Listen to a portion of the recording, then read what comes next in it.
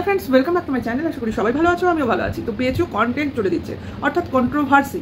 তো বেচুর মনের কথা, মন কি বাত এখন বেচু প্রতিটা ভিডিওর মারফত আমাদের জানান দিচ্ছে। তো দেখো, বেচুর আম খাওয়া পর্ব তো এখন চলছে। এইভাবে আম খাওয়া গত বছরও দেখিনি, তো এই বছর একটু বেশি বাড়াবাড়ি হচ্ছে।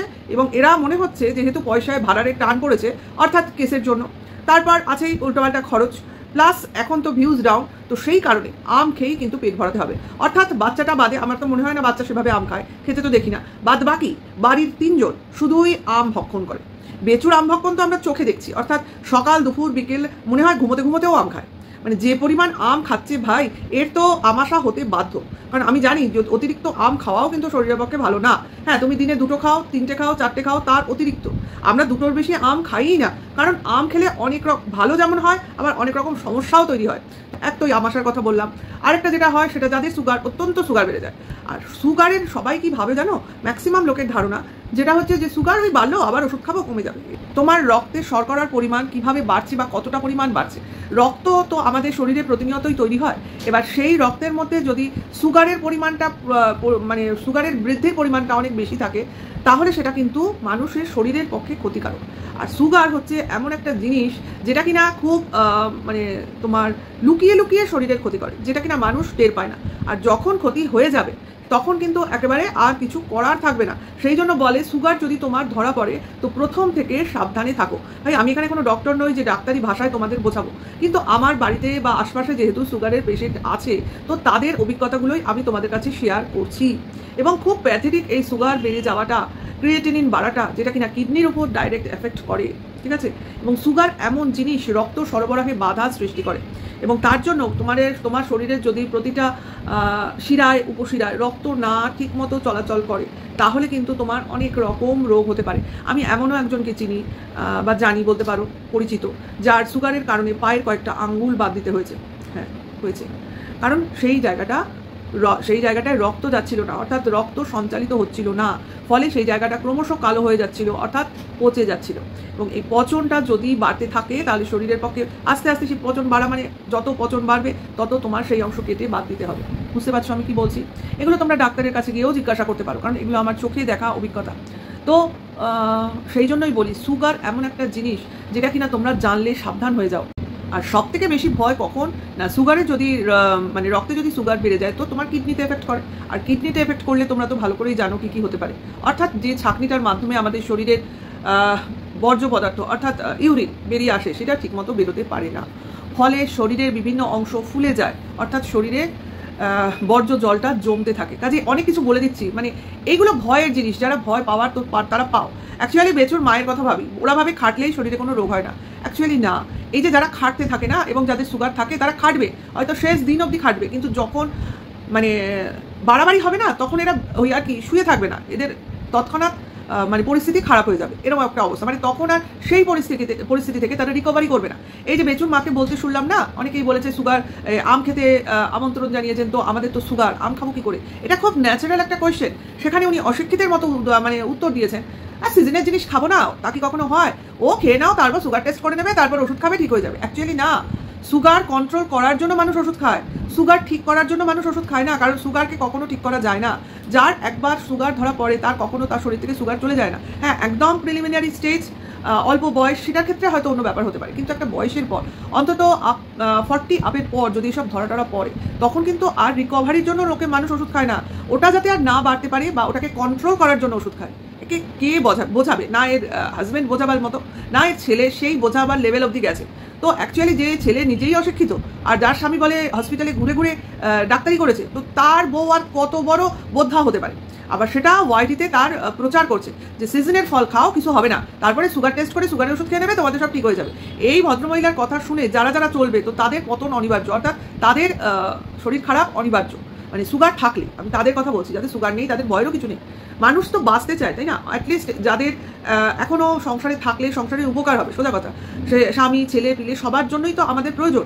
একটা মানুষ নিশ্চিন্তে থাকে, বাড়ির লোক যারা মানে বৃদ্ধ হয়, বয়স্ক হয়, যারা সংসারে কিছু কাজে কমে আসে, তারা থাকা মানে সংসারের কিছু সাশ্রয় হওয়া বা নিশ্চিন্ত হওয়া।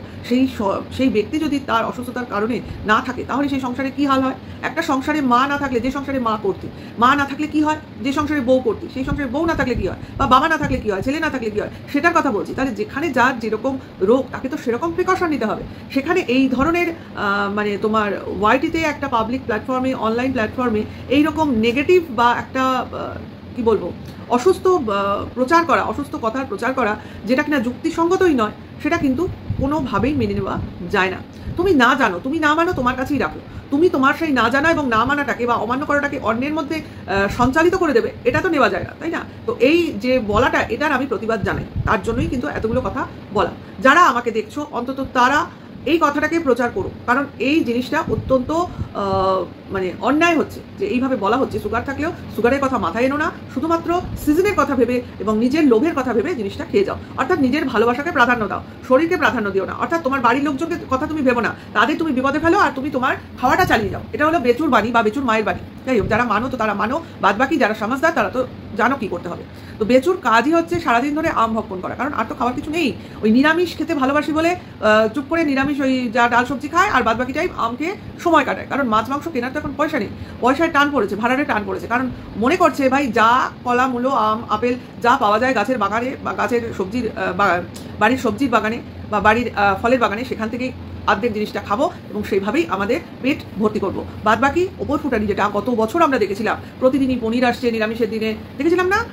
প্রতিদিনই তোমার নতুন নতুন সেই বিশাল বিশাল রান্না তৈরি করা নিরামিষের, এই বড়া দিয়ে অমুক, ওই ডালের অমুক, এই মানে রান্নার একটা বিশাল আয়োজন হবেই। তো তখন যে পরিমাণ তোমার ভিউজ হয়েছে, টাকা এসছে, তো তখন তো এরকম লাফালাফি হবে, তাই না? তখন তো ভবিষ্যতের কথা কম ভাবা হয়েছে, ভেবেছে এই ভিউজ বাড়বে বই তো কমবে না, কারণ আমি তো আমার কাজ করেই যাব। অর্থাৎ আমি এই নোংরা কন্ট্রোভার্সির সহায়তা নিয়ে আমি আমার ভিউজ আপ করে যাব, রেভিনিউ বাড়িয়ে যাব, ইনকাম করে যাব, ব্যাংকে টাকা ঢুকিয়ে যাব এবং এটা চালিয়ে যাব। কিন্তু সেটা যে এইভাবে ডাউন হবে বা ডাউন মার্কেট হবে, সেটা বেচুর কল্পনাতেও আসেনি। তার জন্যই তো আজকে কন্ট্রোভার্সি ক্রিয়েটারদের উপর খেপে গেছে, তার পক্ষের কন্ট্রোভার্সি ক্রিয়েটারদের উপর খেপে গেছে, তার বিপক্ষের কন্ট্রোভার্সির উপর খাপেনি। বেচু নিজেই অবশ্য বললো যে তার যারা ভালো চেয়েছিল এক সময়, অর্থাৎ তার হয়ে যারা কন্ট্রোভার্সি করেছিল, তারাই তার অ্যাকচুয়ালি ক্ষতি করেছে। এটা হলো বেচুর আসল কথা। কেননা তার থেকেই, তার সাহায্য করার নামে, তার নামে তারাই উল্টোপাল্টা রটিয়েছে, বলেছে এবং তার থেকেই নাকি সাবস্ক্রাইবার গেইন করে তারা তাদের সাবস্ক্রাইবার বাড়িয়েছে। আচ্ছা, এটা আমি মেনে নিলাম, কিন্তু আরেক থেকে এই কথাটা না বললে খারাপ হয়ে যাবে। সেটা হলো বেচুর এখন 2 লাখ সাবস্ক্রাইবার একটা চ্যানেলে, আরেকটা চ্যানেলের মনে হয় এখনও 2 লাখ হয়নি, খুব ভুল না বললে। তো প্রথম যখন বেচুর বউ চলে গেছিলো এবং বেচু কন্ট্রোভার্সি ক্রিয়েটারদের সাহায্য নিয়ে ভিডিও করতে শুরু করেছিল, তখন কিন্তু বেচুর সাবস্ক্রাইবার 2 লাখ ছিল না, ওই 1,87,88 এরম ছিল। তো সেখান থেকে এখন 2,07,000 মতো হয়েছে। তাহলে এই যে বাদবাকি তোমার সাবস্ক্রাইবার এসছে, অর্থাৎ 10-15 হাজারের মতো, কি তার বেশি কম বেশি ধরে নাও 20,000ও হয়। তো সেই যে সাবস্ক্রাইবারগুলো এসছে, তারা কোথা থেকে এসছে? তারা বেচুকে হয় নতুন দেখেছে, অথবা যেসব কন্ট্রোভার্সি ক্রিয়েটাররা বেচুকে সাপোর্ট করেছিল তাদের থেকে এসেছে, হতেই পারে। তাহলে এইখানে কিন্তু সাবস্ক্রাইবার এদিক ওদিক হয়েছে, অর্থাৎ তাদের থেকে কিছু বেচুতে এসছে, আবার বেচুর থেকে কিছু কন্ট্রোভার্সি ক্রিয়েটারের গেছে। এবং এদের যে এই যে সাবস্ক্রাইবার গেইনের কথাটা বেচু বললো না, অর্থাৎ তাদের চ্যানেল প্রচণ্ড পরিমাণে গ্রো করেছে বেচুর জন্য। তো অ্যাকচুয়ালি এটা একজনের ক্ষেত্রেই হয়েছে, সেটা হচ্ছে কিমারই প্রচণ্ড পরিমাণে ভিউজ আপ হয়ে গেছিলো, কারণ সেই সময় বেচুর খবরাখবর কিমা ছাড়া কেউ দিচ্ছিল না। অর্থাৎ বেচুর বাড়িতে কি হচ্ছে, বেচুরা কি বলতে চাইছে, বেচুরা কি ভাবছে, বেচুরা কি টয়লেটে গিয়ে করছে, বেচুরা শোবার ঘরে গিয়ে কি করছে, বেচুরা কার সঙ্গে কি কথা বলছে, বেচুরা কতটা ঘুমাচ্ছে, বেচুরা কতটা খাচ্ছে, মানে পুঙ্খানুপুঙ্খ যদি কিছু জানতে হয় তো কিমার ঘরে নক করো, এরকম হচ্ছে ব্যাপার। তো সেই জন্যই কিমার চ্যানেলটা প্রচণ্ড পরিমাণে গ্রো করে গেছে। এইভাবে আর কারো চ্যানেল গ্রো করেনি, কারণ কিমা যে পরিমাণ ওই সময় বেচুর পেছনে পড়েছিল এবং বেচুর ছেলের পেছনে সময় দিচ্ছিল, রিলস করছিল, বলতে পারো বেচুর ছেলেকে মাতৃ স্নেহ দিচ্ছিল মানে পিসির আকৃতি নিয়ে। তো সেইখানে তার চ্যানেল গ্রো করবে, সেটাই স্বাভাবিক। ওইভাবে তো কেউ কারো বাড়িতে গিয়ে পড়ে থাকেনি যে তার চ্যানেল গ্রো করবে। তো একটা কথা, তাহলে বেচু কেন তখন তাকে সাপোর্ট করেছিল?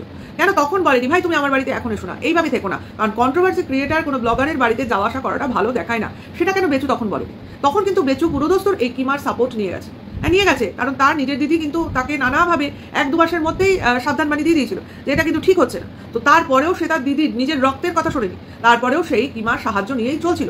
এবং কিমার সমসাময়িক আর যারা কন্ট্রোভার্সি ক্রিয়েটার ছিল, সে বাংলাদেশি হোক আর এদেশেই হোক, সবার সাহায্য কিন্তু বেচু নিয়েছিল। অর্থাৎ এখান থেকে কিন্তু আমরা একটা বিষয়ে স্থির সিদ্ধান্তে আসতে পারি, বেচু হলো সুযোগ সন্ধানী এবং সে তার দরকার মতো সবাইকে কাজে লাগাতে জানে। ঠিক আছে, এইটা কিন্তু এই ঘটনা দিয়ে প্রমাণ হয়ে যায়। এবং দেখো সেই সময় বেচুর সাবস্ক্রাইবার গেইনও হয়েছিল মোটামুটি, কারণ তার চ্যানেলে সেরকম কিছু ছিল না, শুধুমাত্র এই কেস খামারি ছাড়া। তো সেইটুকু জানার জন্য যা ভিড় হওয়ার সেটাই হয়েছে। অ্যাকচুয়ালি বেচুর তো ক্রিয়েটিভিটি কিছু নেই, তার চ্যানেলে কি আছে দেখা, সে সারাদিন কী করছে। বেচুর চ্যানেল কোনোভাবেই আমার মনে হয় না যে এই চ্যানেলের মধ্যে কোনো ক্রিয়েটিভিটি আছে বা এখান থেকে কোনো শিক্ষণীয় আছে, সেই জন্য আমি এতে চ্যানেল দেখি না, কখনোই দেখি না। যেভাবে তোমার ওই তোমার কি আছে না, দাঁড়াও, অল টাইম স্মাইল, ওটা যেমন আমি দেখি না, ওখানে কি আছে দেখা, সেই জন্য দেখি না। তারপর আরও আছে, এগুলো দেখতে ভালো লাগে না, এখন দেখাই হয় শুধুমাত্র কন্ট্রোভার্সির কারণে, সেই জন্য বলছি। তাহলে বেচুর চ্যানেলে আছে কি যে চ্যানেল গ্রো করবে? অ্যাকচুয়ালি এইভাবে কন্ট্রোভার্সি না আসলে ওর চ্যানেলে আজকে যে 1.5 বছর ধরে চলেছিল সেটাও চলতো না, অনেক আগেই মুখ থুবড়ে পড়ে যেত। তাহলে তোমরা বলবে এর আগে কী করে চলেছিল? অ্যাকচুয়ালি ওটা টিনার জন্যই চলেছিল, কারণ টিনা অনেক রকম শর্টস ভিডিও দেখবে, অনেক রকম তোমার ওই সাজগোজের ভিডিও, নানান রকম ক্রিয়েটিভিটি ওর মধ্যে নিয়ে আসলো, ঠিক আছে, যেটা কিনা বেচু এখন কোনোভাবেই তার চ্যানেলে করতে পারছে না। তো করতে পারছে না, ও চাইছে এখন এই কেসের কন্ট্রোভার্সি দিয়েই মোটামুটি চলতে। আর কখনো যদি ওর মনে হয় যে এখন আমি ডিভোর্স নিয়ে আবার বিয়ে করে নতুন বউ এনে তাকে দিয়ে আবার নতুন করে চ্যানেল গ্রো করাবো, তো সেটা একটা অন্য গল্প হবে। কিন্তু এখনকার জন্য বেচুর খুব আফসোস বা আক্ষেপ বলতে পারো যে এইসব কন্ট্রোভার্সি ক্রিয়েটাররা তাকে ভাঙিয়ে খেয়ে আজকে কোথায় দাঁড়িয়ে, এবং এদের ভিউজ কোথায়, অর্থাৎ এর সমসাময়িক এর লাখের চ্যানেল, ওদের হাজারের চ্যানেল, অথচ এদের ভিউজ প্রায় বেচুর সমান, অর্থাৎ ইনকামটাও বেচুর মতো কি বেচুর থেকে বেশি হবে। যাই হোক, সেটাই হলো কথা। অ্যাকচুয়ালি মানুষের সাবস্ক্রাইবার হলেই হয় না, তার ক্রিয়েটিভিটি থাকতে হয়। সেইখানে বেচুর ক্রিয়েটিভিটি জাস্ট জিরো। কে বেচুকে দেখতে যায় বলো? ওই বাচ্চাটা যদি না থাকতো, অ্যাকচুয়ালি ওটাই প্রাণ, যে যাকে দেখার জন্য যেটুকু বা ভিউজ হয় সেটা বেচুর চ্যানেলে হচ্ছে। আর বেচু তো এখন বাচ্চাকে নাচাতেও শুরু করেছে বাদরের মতো, যে বাদরের নাচ যেভাবে দেখিয়ে পয়সা রোজগার করে, সেরকম এখন বেচু ছেলের নাচ দেখিয়েও পয়সা রোজগার করতে চাইছে। দেখলাম ছেলেকে বলছে নাচো, ও মিউজিক বাজাচ্ছে। যাই হোক, এটা কোনো কথা নয়। একটা ক্রিয়েটিভিটি তুমি ছেলের অন্যভাবেও দেখাতে পারো, শুধু নাচা গানা এগুলো কোনো ক্রিয়েটিভিটি না। দুদিন আগে জনগণ নিয়ে যেরকমভাবে নোংরা কন্ট্রোভার্সি চালানো হলো, সেগুলো তো ভিউজের জন্যই, তাই না? আমি জেনে শুনে করছি বা না জেনে শুনে করছি বা বললেও শুনছি না, এগুলো তো তারই ফল্ট, তাই না? তো বেচুর কথা মতো বেচু এসব কন্ট্রোভার্সি ক্রিয়েটারদের মোটেও পাত্তা দেয় না, কিন্তু এতকাল পাত্তা দিয়ে এসেছিল নিজের স্বার্থে। এখন যখন তার স্বার্থ তাদের কাছে আর নেই, অন্য জায়গায় চলে গেছে, তো সেখানে বেচু এখন আর এদেরকে পাত্তা দেওয়ার কথা ভাবছে না। কিন্তু এইখানে বেচু আরেকটা জিনিসও ভাবছে না, এই যে বেচুর এখন বর্দি ভরসা, তো বর্দিরও যে চ্যানেলটা গ্রো করছে, সেটা তো আমার মনে হয় বেচুর ভিউয়ার্সরাই সেখানে ভিড় করছে, তাই না? অর্থাৎ এখানে বর্দিও কিন্তু বেচুর ভিউয়ার্সদের অর্থাৎ সাবস্ক্রাইবারের মধ্যেই ভাগ বসাচ্ছে। সেটা কি বেচু চিন্তা করছে? না, করছে না। বেচু একটু খেয়াল করো, তোমার বর্দির কিন্তু সাবস্ক্রাইবার 10,000 হয়ে গেল। তাহলে এই 10,000 যে সাবস্ক্রাইবার এলো, এরা কারা? এরা নিশ্চয়ই যারা এই বর্দিকে এনেছিল তাদের থেকেই এসছে, প্লাস বেচুর সাবস্ক্রাইবার তো বটেই, এবং যারা বেচুর অ্যান্টি কন্ট্রোভার্সি করি তারাও আছি সেই দলে। তাহলে বুঝতে পারছো যে এখানে বর্দির চ্যানেলটা টোটালি বেচুর কেসকে সারাউন্ডিং করেই তৈরি হয়েছে, আর কিছু আছে রিমি প্রীতমের, ঠিক আছে? তো এই তো কন্ট্রোভার্সি থেকেই তার চ্যানেলটা গ্রো হচ্ছে, কিন্তু বেচুকে ভাঙিয়েও যে হচ্ছে, বেচু কি সেটা খেয়াল করছে না।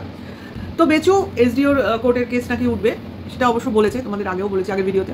তো সেখানে শুনলাম নাকি বেচু বলছে এসডিওকে নানানভাবে জানান দিতে হবে কিছু ব্যাপার নিয়ে, কিন্তু এখন তো এইসব জানান দিয়ে আর কোনো লাভ আছে বলে আমার মনে হয় না। কারণ অলরেডি ফোকলা তার চ্যানেল উড়িয়ে দিয়েছে, সম্ভবত ডিলিট করে দিয়েছে বা হাইড করে দিয়েছে, যাই হোক চ্যানেলটা নেই। প্লাস তোমার ফোকলা একটা ভিডিও মারফত, ঢেঁড়সের ভিডিও মারফত, আমি তোমাদের শর্টসও দিয়েছি, আবার বলেছে যে তার সাথে তো তার বিয়ে হয়নি, অলরেডি বলে দিয়েছে।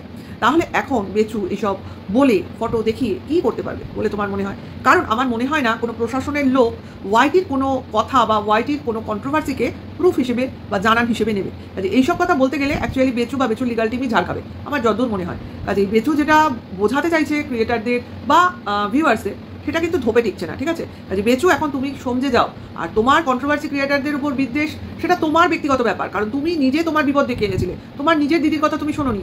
আজকে যখন তুমি বিপদে পড়ে হাত পা ছুটে কাঁদতে বসেছো, তখন তো আর কেউ তোমাকে বাঁচাবার নেই। কাজে যে ফাঁদে তুমি পড়েছো সেই ফাঁদে তুমি পড়েই থাকবে, আর এদের হাত থেকে বেঁচেছো, এখনো তো রাঘব বোয়াল তোমাকে ছাড়েনি। কাজে আরও কতটা বিপদে তোমাকে ডুবতে হয় সেটা ক্রমশ প্রকাশ্য, ঠিক আছে? কাজে এই আস্ফালনগুলো এখন আর করে লাভ নেই, ভবিষ্যতের জন্য তুলে রাখো। আরও বড় আস্ফালন করতে হবে, দিন এখনো চলে যায়নি, এখনো অনেক কিছু সামনে আসছে। যেমন কিনা তোমার নতুন বান্ধবী, আবার কেউ কেউ বলছে আমি এনেছিলাম, যেটা কিনা আমরা বলেছিলাম যে ম্যাডামের কথা, কোন ম্যাডাম? এখন তো পরিষ্কার কোন ম্যাডাম, কাকে এনেছিল, এই জিওয়ের ম্যাডামটা কে, এখন তো পুরো জলের মতো পরিষ্কার। এবং এই যে আনাটা কোনো প্ল্যান করে, সেটাও যেমন এদের মুখ দিয়ে বেরোচ্ছে, কিন্তু এরা যে প্ল্যানটার কথা বোঝাতে চাইছে সেই প্ল্যানটা কিন্তু নয়, ঠিক আছে? কারণ এখন দেখো সূর্যের আলোর মতো সত্য সামনে চলে আসছে, তো তাই সেটাকে প্রলেপ লাগাবার জন্য আমরা এটা জেনে শুনে করেছিলাম বা কাউকে ফাঁদে ফেলার জন্য এই ব্যাপারটা ঘটিয়েছিলাম, এটা বলা কাওয়া হচ্ছে। আসল ঘটনা কিন্তু এটা নয়। তো তোমাদের কোনো একটা নেক্সট বা তারপরে কোনো একটা ভিডিওতে এই ব্যাপারটাকে নিয়ে কিছুটা আলোচনা করব, অর্থাৎ কোন পারপাসে এই জিউ হিউকে এখানে নিয়ে আসা হয়েছিল বলে আমার মনে হয়, যেটা এই ভিডিওতে বলছি না। তো এখনকার জন্য এইটুকু, নেক্সট ভিডিওতে আবার দেখা হবে। সবাই ভালো থেকো, সুস্থ থেকো। Tata, by.